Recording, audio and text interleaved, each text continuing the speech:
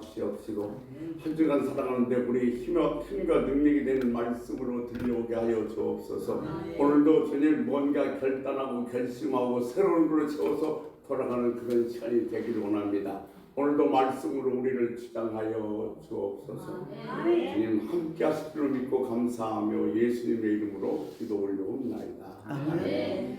주님의 이름으로 환영하고 사랑하고 축복합니다. 김영자 목사님, 전상원 집사님, 그리고 김학수 집사님 놀루 예배로 승리하시기를 주의 이름으로 간절히 소원합니다. 코끼리는 대단히 우둔해 보이지만 그가 삶을 살아가는 지혜는 경이롭기조차 한다고 합니다. 코끼리는 더울 때는 귀로 부채질을 하고요. 침을 코로 다 모아서 온몸을 뱉으면 말미암아 더위를 식힌다고 합니다. 물론 가까운데 시냇물이나 연못가가 없을 때 말입니다. 그리고 날씨가 몹시 더우면 나무 그늘 밑에서 서너 시간씩 서 있기도 한다고 합니다. 그런데 특별히 이 코끼리가 하루에 350kg을 먹는데 그가 먹는데 그 영양분을 보충시키는 지혜를 보면 기가 막히다고 합니다.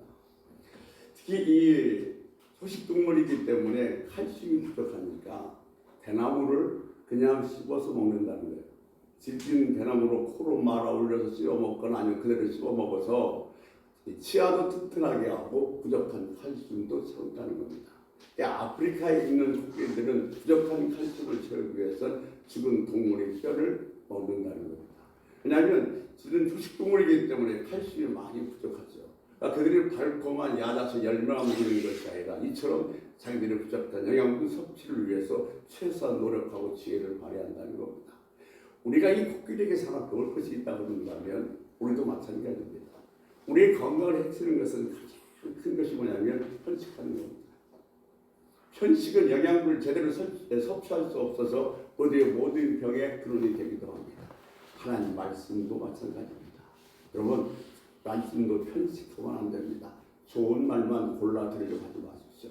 잘 됩니다. 좋습니다. 말은 내가 잘 듣지만 좀 듣기가 거북한 말은 그냥 귀를 닫아버리고 부담스러운 말은 그냥 넘어버리려고 하는데 절대 그러지 마시고 이 말씀도 편식하지 말고 고르시자서 때로는 듣기 싫은 말로 때로는 또 거북스러운 말로 내가 잘 받아들여서 영적으로 건강해지기를 주의 이름으로 간절히 소원합니다. 아멘. 오늘 보면 여러분도 모두 잘 아시는 말씀입니다. 페르시아의 다리오 왕 시절입니다.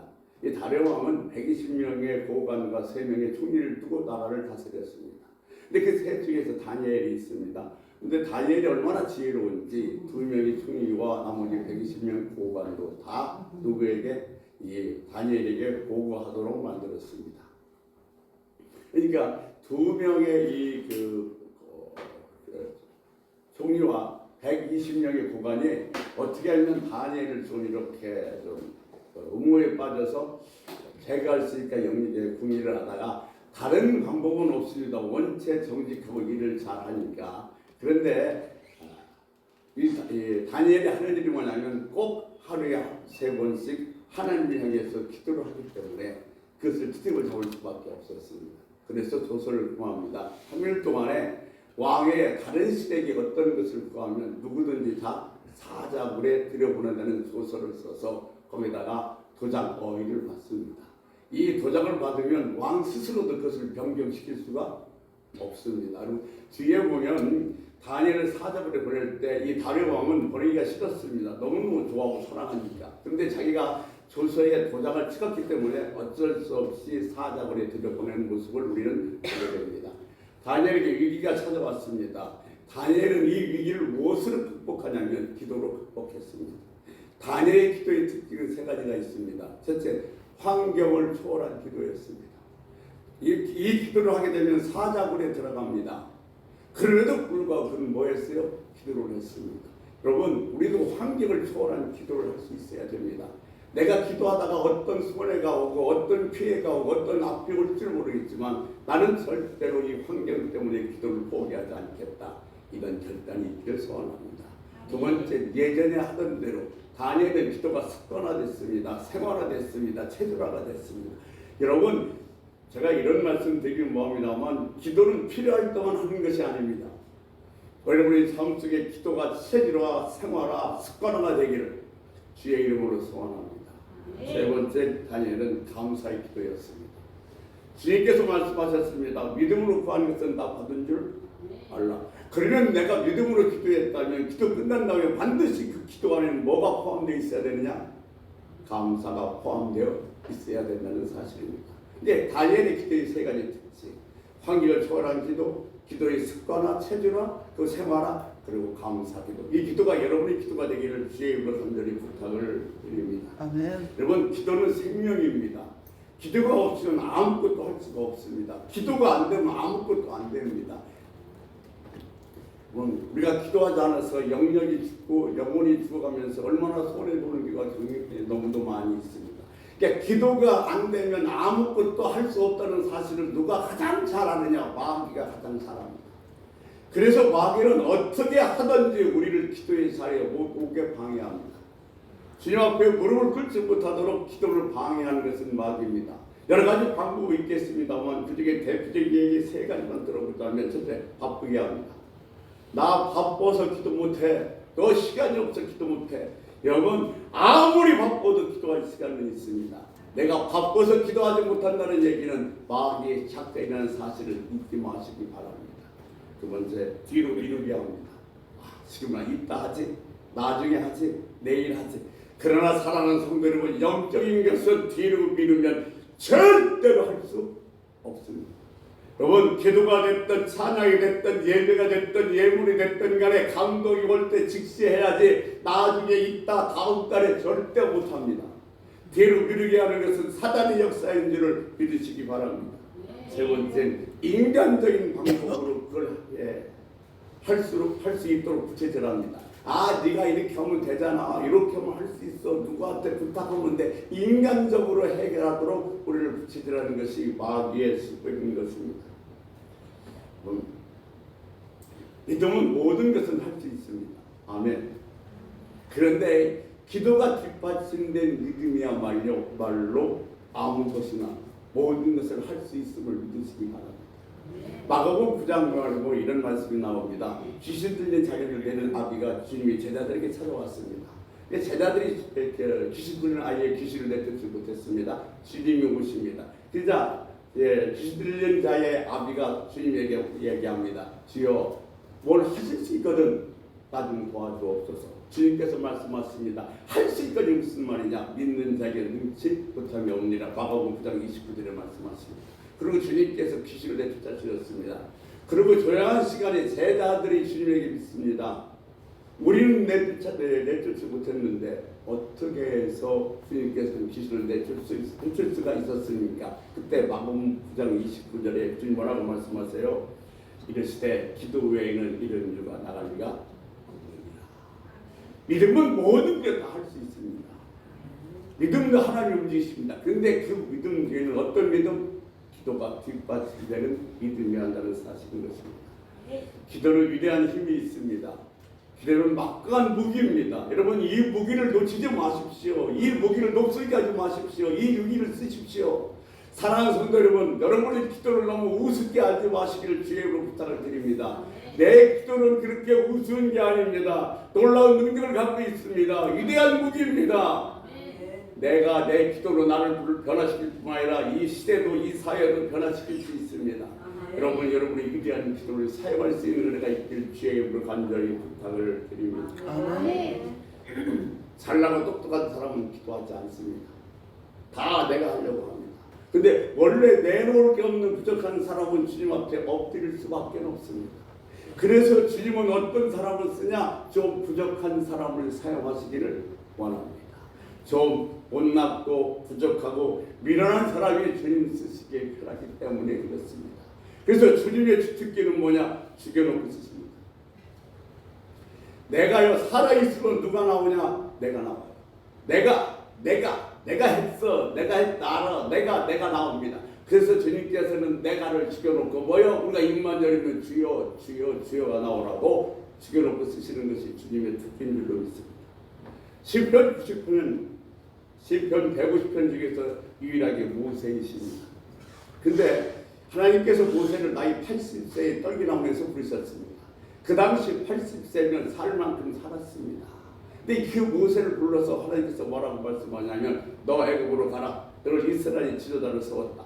내가 누군지 합니까? 나는 못합니다. 그래 넌 못한다. 내가 하겠다. 내 입에 내 말을 넣어주겠다. 그래도 못한다고 하자. 그러면 내 형 아론을 더 대변자로 세워주겠다. 그래도 못한다고 합니다. 많은 사람들은요 자기가 잘났을 땐 다 실패합니다. 한물간 노인 누가 관심이 있겠습니까? 그러나 하나님은 우리들이 고정관념을 깨시는 분인 줄로 믿습니다. 나는 창조자요 전능자라고 말씀하고 계십니다. 그 하나님 창조자고 전능자신 그 하나님이 나와 함께하면 나는 능치 못할 일이 없다고 믿으십니까? 그래서 여러분 정말 그분이 나와 함께하면 나는 능치 못할 일이 없다고 믿으시면 우리 그리스도인에게 있어서 좌절이가 절망, 죄입니다. 전능하신 하나님이 뭐든지 할 수 있는 하나님 나와 함께 있는데 내가 좌절하고 절망하면 그것은 죄라는 겁니다. 여러분 신앙생활을 위해서 가장 무서운 병이 무슨 병이냐면 의욕상실증입니다. 무기력합니다. 내가 수년 동안 교회를 다녔기에 교회는 나오지만은 이 예수 맞아 놓으면 안 될 것 같아서 붙잡고는 있지만 예수 그리스도에 대한 기대가 없습니다. 사모함도 없습니다. 소망도 없어요. 소망이 있다고 해도 절박하진 않습니다. 여러분 뭘 잘하는 사람을 뭐라고 그러냐면 우리는 명장이라고 얘기합니다. 그죠? 끄덕 명장이라고 합니다. 근데 명장 위에 뭐냐? 달인입니다. 달인 위에 뭐냐? 전설입니다. 어떤 분야에서 최고가 되는 사람은 뭐라고 얘기하냐? 그 사람은 전설적인 인물이라고 얘기합니다. 운동이 됐든 공부가 됐든 신학이 됐든 어떤 것이든지 전설적인 인물에는 특징이 두 가지가 있습니다. 하나, 즐기는 겁니다. 즐기는 자는 당할 수가 없습니다. 운동선수도요, 훈련을 즐기는 사람은 누구도 이길 수가 없습니다. 여러분, 신앙생활도 마찬가지입니다. 즐기는 자는 당할 재주가 없어요. 예배도 즐길 수 있어야 됩니다. 기도도 즐기는 자는 당할 수가 없는 거예요. 찬양도 즐기는 자는 당할 수가 없는 겁니다. 여러분 신앙생활을 즐길 수 있는 신앙생활이 즐거워서 기뻐할 수 있는 은혜가 있기를 소원합니다. 또 하나는 절박함입니다. 여러분 절박함을 당해낼 것은 없습니다. 절박한데요 어떻게 불을 부딪히지 않고 절박한데 어떻게 무릎을 꿇지 않고 절박한데 어떻게 몸부림을 치지 않겠습니까? 우리도 신앙생활에 정말로 내가 전설적인 인물 놀라운 하나님의 축복의 인물이 되기를 원한다면 신앙생활을 즐겨야 되고 예배에 대한 기도에 대한 그리고 사정에 대한 절박함이 있어야 됩니다. 여러분 하나님에 향한 절박함이 있어지길 주의 힘을 간절히 소원합니다. 여러분 하나님이 여러분의 인생의 전부이십니까? 아멘. 아닙니다. 여러분의 기도의 제목을 한번 보십시오. 하나님보다 하나님의 손에 있는 것을 원합니다. 우리 이런 찬양 자주 부르죠. 손에 있는 독이보다 주를 더 찬양을 그렇게 부르지만 정말 그런 마음이라고 여러분 고백할 수 있겠습니까? 하나님을 사랑하세요? 하나님을 갈망하세요? 하나님께서 목말라 하세요? 여러분 어떻게 사세요? 하나님이 나와 함께 사니까 나는 부족함이 없이 날마다 복된 삶을 삽니다. 이렇게 고백하세요? 아니면 사는 재미가 없어요. 요즘 경기도 어렵고 이것도 안 되고 저것도 안 되고 저것도 안 되니까 나는 사는 재미가 없어요. 이렇게 말씀하시면 아니겠습니까? 여러분 정말 사는 재미는 없는데 내가 교회 와서 예배 드리고 말씀을 들으니 은혜가 되네요. 그 맛에 삽니다 하면 얼마나 좋겠어요. 한 주간 여러분 뭘 기다리며 사십니까? 로또 복권? 연속급? 정말 우리 이 주일날 이 예배를 얼마나 사모하며 얼마나 기다리면서 여러분 한 주간을 보내고 계십니까?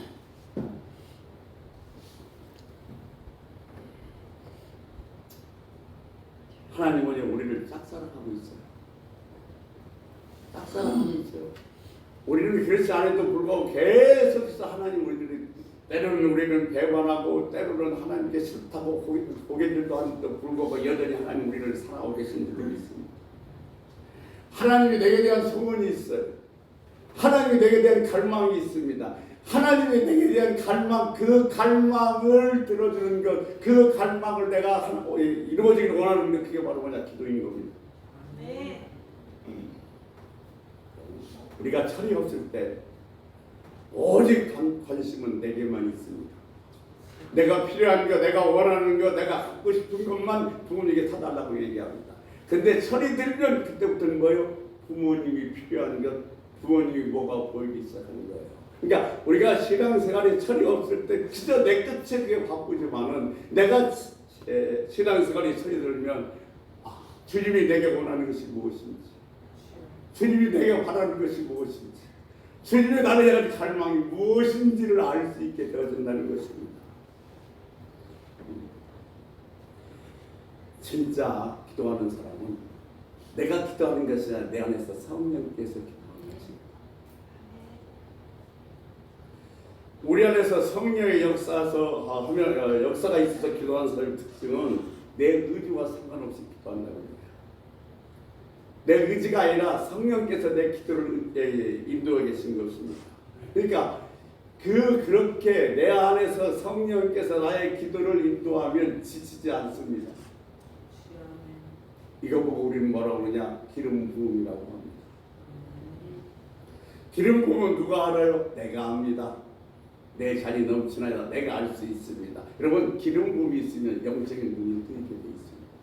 보세요. 우리가 어떤 한 사람을 사랑하면 그 사람이 전부가 다 보여지기 시작합니다.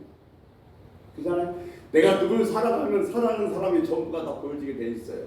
내가 정말로 주님을 사랑한다면 주님에 대해서 전체적인 것이 보여줄 수 있어야 되는 것. 이것이 영안입니다. 내가 원하는 것이 아니라 나를 통해서 주님이 원하시는 무엇인가, 이걸 볼 수 있는 것이 영적인 눈을 뜬 사람의 눈인 줄로 믿습니다. 하나님을 사랑하기 때문에 하나님을 원하면 하나님 원하시는 것이 무엇인가를 볼 수 있어요.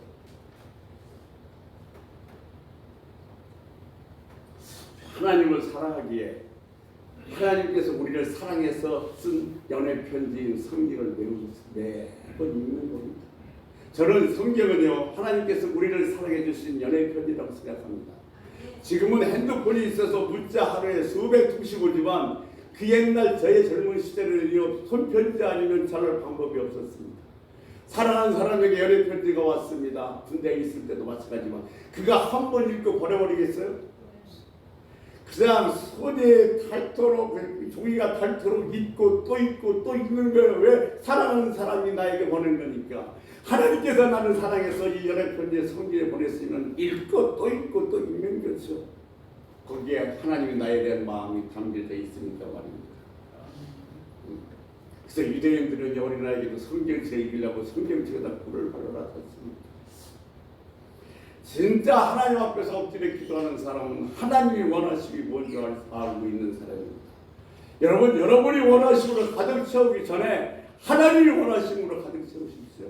내가 먼저 하나님의 원하심으로 가득 채워져이면 그 다음에 내가 원하는 게 저절로 채워진 줄로 믿습니다. 보세요. 주님께서 뭐라고 말씀하세요? 먼저 그의 나라와 의를 구하라. 그럼 내 모든 것도 너에게 더하여 주리라. 주님께서 주님 제자들에게 기도를 가르칠 때 어떻게 가르쳤습니까? 뜻이 하늘에서 이루어진 것 같이 땅에서도 이루어지기를 구하라고 그랬습니다. 여러분, 먼저 하늘에서 하나님이 계획한 것이 있습니다. 먼저 하늘에서 하나님께서 작정한 것이 있습니다. 하나님께서 작정하고 하나님께서 계획한 것이 우리의 마음속에 들어오는 것을 우리는 경륜이라고 얘기합니다. 하나님께서 작정하고 하나님께서 계획한 것, 그것이 이 땅에 이루어지기를 원하는 것, 그것이 바로 기도입니다. 여러분, 우리 내 뜻대로 이루어지면 좋겠죠. 그잖아요? 근데 내 뜻대로 이루어지면요, 이 삶의 혼란에 빠져서 살아갈 수가 없습니다. 왜? 우리가 얼마나 이기적이고 얼마나 저격적입니까?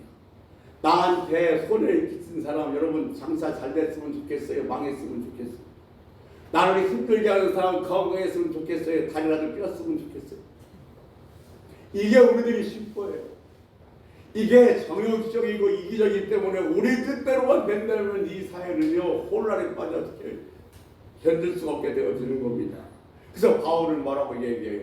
우리 목공은 뭐요? 열린 무덤이요. 우리 혀에 독이 가득하다고 얘기하고 있습니다. 참 제가 목회를 하면서 감사한 것은 쓸 만큼만 주셔요. 왜냐하면 하나님이 나를 너무도 잘 알아요. 많으면 절대로 게을러지게 돼 있습니다. 그게 인간이에요. 그게 인간이에요. 많으면. 근데 보세요. 하나님은요. 우리가 하나님께 나와서 기도하는 걸 너무너무 좋아하셔요. 많으면 내가 기도가 게을러지고 안 할 줄 알고 하나님은요. 적다. 떨어질만 하면 나와서 주여. 그래 와주네. 또 적다. 또 떨어질만 하면 주여. 그래 살았다. 얼마나 행복한지요. 주님께서는 매 순간순간마다 저와 여러분이 무릎 꿇는 모습을 보기를 원하시는 줄 믿습니다. 주님이 가장 아름답게 우리들이 보는 모습은 무슨 모습이냐? 주님 앞에 무릎 꿇는 모습인 줄 믿습니다. 하나님은요 비상시에도 비상적인 거예요. 기도를 시킵니다. 이걸 보고 비상기도라고 하죠. 한때요 CBS의 그 간증 프로에서 엄청난 사람이 시청에 놀렸던 한 권사님의 간증이 있는데 이런 거예요. 아침에 밥을 다 먹고 나서 이제 출퇴근 시절 출근하고 아이들 학교 간다고 혼자 이렇게 권사님 거기서 설거지를 하고 있는데 갑자기 마음속에서 기도하고 싶은 생각이 드는 거예요. 그러니까 하던 설거지는 마저 하고 기도해야 될 텐데 얼마나 하나님께서 감동을 주는지 도저히 참을 수가 없어서 이 고무장갑을 벗고 쇼파에 물 붓고 앉아서 기도하기 시작했습니다. 자, 기도하다가 늘 하던 대로 군대에 가 있는 막내 아들을 위해서도 기도를 했고 마음속에 평안이 와서 기도를 마쳤습니다. 기도를 마치고 설거지를 다 끝나고 방송에서 다 끝내고 이제 오후쯤 돼서 커피 한 잔 딱 마시면서 TV를 켰는데 TV에서 뉴스가 나오는데 어떤 뉴스가 나오냐면 이 전방 지역회에서 총기 난동 사건이 벌어진 겁니다. 근데 그 부대가 어떤 부대냐 자기 아들이 지금 근무하는 부대예요. 그래서 많은 사상자가 났는데 사상자 명단이 나오기 시작하는데 뛰는 가슴으로 그 명단을 다 보고 있는데 다행히도 자기 아들 이름은 없었어요. 그래서 다행히도 한숨을 넣었습니다. 그리고 이제 얼마 지난 다음에 아들이 집에 와서 그 사건을 물어봤습니다. 도대체 그 사건은 어떻게 된 거고 또는 그때 어디 있었냐고 묻자 아들이 이렇게 대답합니다. 마침 근무를 교대하려고 나가다가 호주머니에서 뭐가 떨어져서 그것을 주우려고 쪽을 또 앉았는데 갑자기 일들백이 들어와서 총을 난사한 겁니다. 그러니까 서 있었으면 자기 마음에 그쵸. 근데 물건이 떨어져서 그걸 주워다가 쪽을 또 앉은 바람에 머리를 지나가 살았던 거예요. 그래서 물어봤습니다. 그때가 언제냐. 그랬더니 자기가 바로 설거지 하다 말고 기도했더니 그 순간이었는데 이게 비상기도입니다. 그러니까 하나님께서 여러분에게 기도할 감동을 주면 절대로 뒤로 밀지 마십시오. 아멘. 여러분 그 기도가 여러분의 일을 어떻게 풀어내고 여러분의 앞길을 어떻게 바뀔지 누가 알겠습니까? 하나님께서 저와 여러분에게 기도의 감동을 준다는 것은 뭔가 줄 것이 있다는 사인이에요. 그 받을 준비를 하는 것이 기도인 줄 믿습니다. 그러니까 하나님이 나를 기도시키면 하나님이 뭘 주시려고 그런지 기대하면서 주님 앞에 무릎을 꿇을 수 있는 은혜가 있기를 소원합니다. 아멘. 기도가 얼마나 능력 있는지 모릅니다. 기도는 과학이나 의학으로 어떻게 설명할 수가 없는 게 기도인 것입니다. 하나님의 소원을 알릴 수 있는 사람이 되시길 주님을 축원합니다. 하나님을 갈망하고 기도하시길 주님을 주의 이름으로 축원합니다. 여러분 지금 해야 될 기도를 제발 뒤로 미루지 마십시오. 마음이 불안하면 마음이 평화가 올 때까지 기도하십시오. 내 마음에 평화가 넘칠 때까지 기도하십시오. 여러분 하나님이 쓰시는 사람은 어떤 사람이냐? 기도하는 사람인 줄 믿습니다. 우리나라가 IMF에 빠져 있을 때 박셀이라는 골프 선수가 미국 USA 그 골프에서 우승함으로 말미암아 맨발의 투어를 우승해서 많은 국민들에게 희망과 소망을 주었습니다. 그와 비슷한 사건이 칠레에서 있었는데 칠레에서 서북 쪽에 산호세라는 지방에 이 한강의 갱도가 벌어졌습니다. 그래서 700m 지하에 33명이 갇혔습니다. 그러니까 700m 지하에 33명이 갇혔으니 그들이 생사를 알 수가 없어. 그래서 어떻게 구조해야 되는지 손을 놓고 있을 수밖에 없었습니다. 그런데 삼단봉으로 계속 찔러부어 가고 있는데 17일 만에 천단봉에 쪽지 하나가 적혀서 올라옵니다. 우리는 살아있다. 그러니까 그때 당시부터 이제 막 굴착기를 부르고 막 그래서 이제 대대적으로 구조 작업을 시작했습니다. 근데 69일 만에 33명이 구출됐는데 한 사람도 병원에 간 사람이 없습니다. 놀랄 거 않네요. 63명 못 갑니다. 근데 어떻게 해서 그렇게 33명이 60일 동안 건강하게 지낼 수 있는가라고 봤더니 그들이 굉장히 딱 무너져서 갇히는 순간 이제 우리는 희망이 없다고 다 포기했다는 겁니다. 근데 한 리더가, 지도자가 우리가 숨을 쉬는 순간 우리는 소망을 있다. 그래서 매일 정기적으로 하루에 2번씩 기도하고 운동하고 나눠 먹으면서 그걸 견뎠다는 겁니다. 근데 그들이 구출돼서 나오는데 이 33명의 티셔츠 뒤에는 시편 25편 4절 말씀이 기록되어 있었고 주님 감사합니다 말이 어디에 기록되어 있었다는 겁니다. 이게 시편 25편 4절 말씀 여러분도 잘 아시는 말씀입니다만 땅이 깊은 곳에 그의 손 안에 있으며 산들이 높은 것도 그의 것이로다. 아멘. 그들이 두려움을 몰아내기 위해서 무릎 꿇고 기도하면서 생의 의지를 불태웠습니다. 근데 그들이 아주 구출된 것을 믿고 기가 막힌 말을 했는데 어떤 말을 했냐면 이런 말을 한 거예요. 우리는 땅 밑에서도 하나님과 함께 있고 우리는 그 땅 밑에도 그 하나님의 손을 붙잡고 있기 때문에 우리는 언젠가는 반드시 구출될 것이다. 주님 감사합니다. 700m 지하에서 살아온 사람들의 고백입니다. 그들을 말합니다. 우리를 구출하는 것은 무슨 굴착기나 장비가 아니라 우리들의 기도였습니다. 우리들의 믿음의 기도가 우리를 구출했습니다라고 이야기를 하는 겁니다. 하나님께서는 우리를 살리기 위해서, 하나님께서는 우리에게 힘을 주기 위해서, 하나님께서는 우리에게 뭔가 바꿔주기 위해서 우리들 마음속에 기도하고 싶은 마음을 심어주신 줄을 믿습니다. 아멘. 그런 감동이 올 때 절대로 뒤로 미루지 마시고 주님 앞에 무릎을 꿇을 수 있는 은혜가 있기를 주의 이름으로 소원합니다. 아멘. 성령이 쓰실 수 있는 사람은 기도하는 사람입니다. 로버트 베치라는 사람은 중보기도의 대가입니다.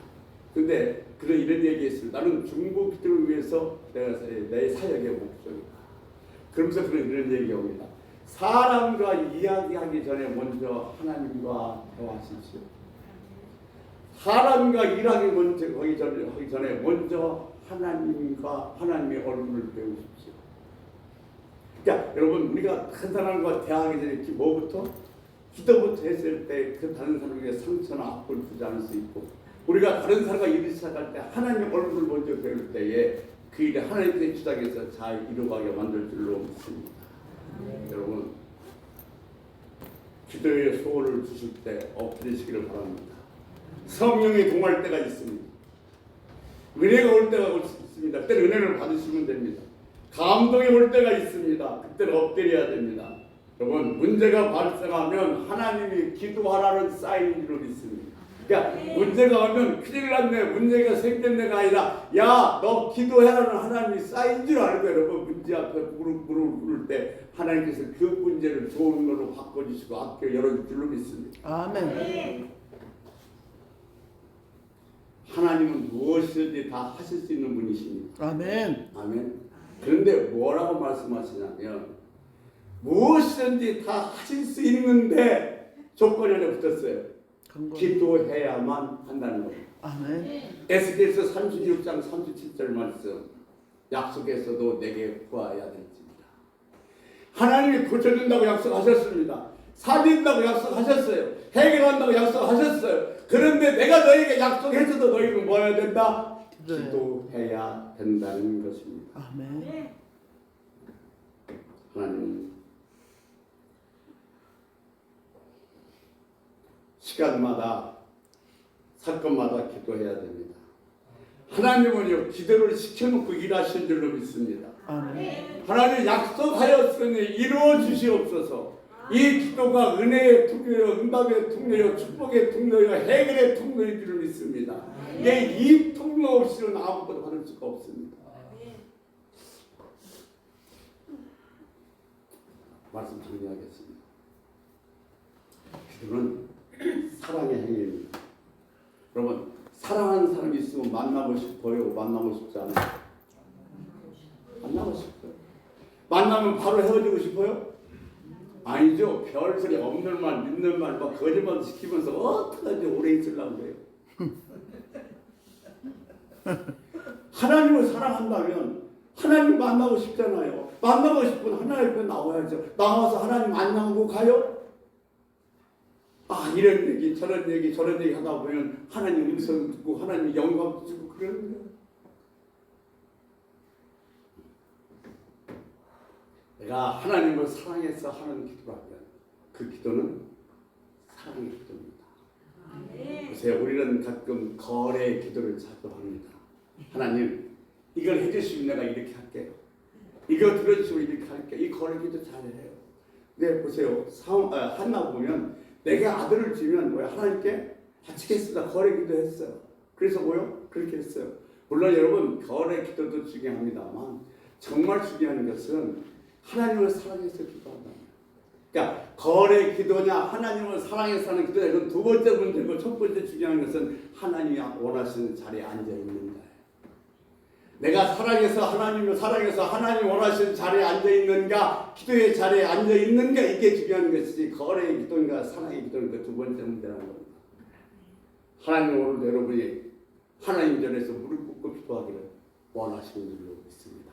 아멘. 기도의 감동이 올 때 절대로 소멸하지 마십시오. 하나님 어떤 환경에서는 기도하는 사람이 되겠습니다. 나는 기도할 때 절대로 뒤로 미루지 않겠습니다.